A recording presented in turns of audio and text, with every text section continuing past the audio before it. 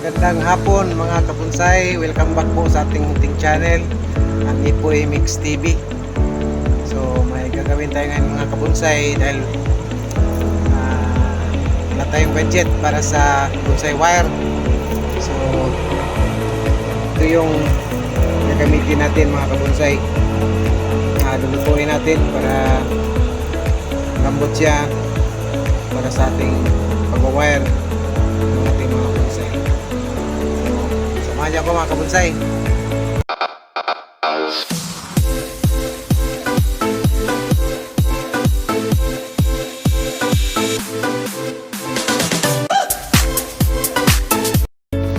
So ayan mga kabonsai, lulutuin natin ng dahan-dahan para hindi naman siya matunaw, hindi masyadong gagastos sa ating pagbubonsai.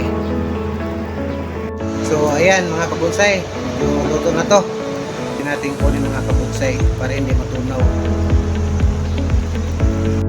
So ito na yung nagawa natin mga kabonsai, naluto natin. Ayan siya.